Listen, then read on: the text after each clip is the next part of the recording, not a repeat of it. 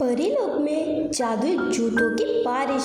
किसी परीलोक में बहुत सी परियां रहती थी। उसी परीलोक में 10 साल में एक बार जादुई जूतों की बारिश होती थी। और अब 10 साल पूरे हो चुके थे, जिनमें सिर्फ 2 ही दिन में जादुई जूतों की बारिश होने वाली थी। सभी परियां बहुत ही एक्साइटेड थीं। सभी परियों को एक एक जोड़ी जूते मिलते थे, जिन्हें पहनते ही उन्हें बहुत सी जादुई शक्तियाँ मिलती थी। उन्हीं परियों में एक परी जिसका नाम खुशी परी था, वह भी जादुई जूतों को लेकर बहुत ही खुश थी।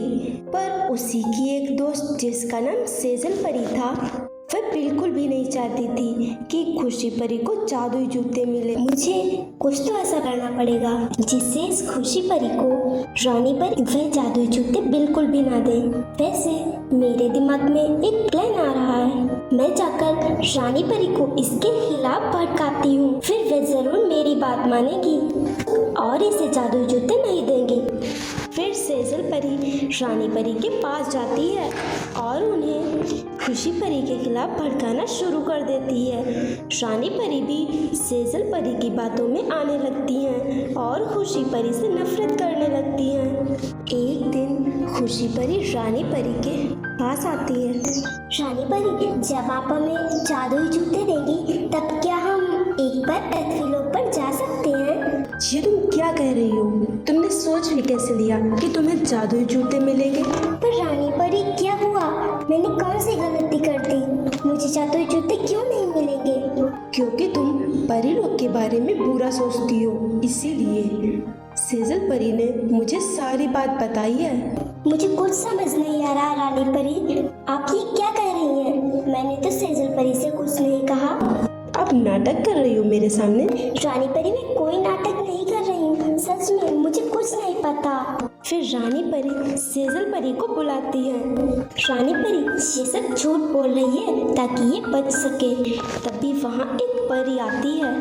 रानी परी, खुशी परी एकदम सही बोल रही है। ये सेजल परी आपसे झूठ बोल रही थी, मैंने सब अपने कानों से सुना है।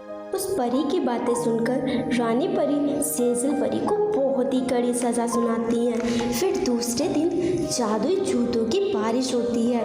रानी परी एक जोड़ी जादुई जूते सेजल परी को भी देती है। खुशी परी, हमें माफ करना, हमने तुम्हें गलत समझा। मुझे पूरा विश्वास है कि तुम इन जादुई जूतों का हमेशा अच्छे के लिए ही इस्तेमाल करोगी।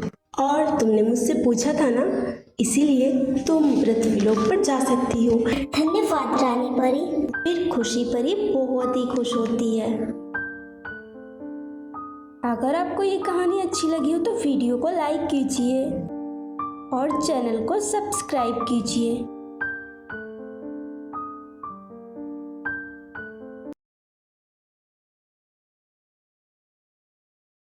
परी की शादी का जादुई बेड। हेलो दोस्तों, आज जो मैं आपको कहानी सुनाने जा रही हूँ, ये कहानी है परी की शादी के जादुई बेड की कहानी।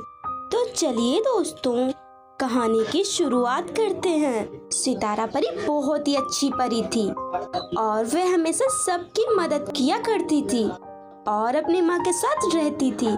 उसकी एक कपड़ों की दुकान थी जिससे वे दोनों अपने घर का खर्चा चलाती थी। फिर कुछ समय के बाद सितारा परी की शादी भी तय हो जाती है। धीरे धीरे कुछ दिन बीत जाते हैं। एक दिन दोनों अपनी दुकान में थी, तब भी उस दुकान में आग लग जाती है। सितारा परी की माँ तो किसी तरह बाहर आ जाती हैं, पर सितारा परी अंदर ही रह जाती है। माँ, मुझे बचाओ, आग तेजी से फैल रही है, कुछ कीजिए माँ। फिर काफी कोशिशों के बाद सितारा परी को आग से बाहर निकाल लिया जाता है। सितारा परी तो किसी तरह बच जाती है, पर पूरी दुकान उस आग में जल जाती है। दोनों बहुत ही दुखी होती हैं, क्योंकि दोनों के पास कमाने का कोई साधन नहीं बचता है। जब यह बात लड़के वालों को पता चलती है तो वह शादी करने से इनकार कर देते हैं। इस बात से दोनों बहुत ही दुखी हो जाती हैं। माँ, अब पैसे कहाँ से आएंगे?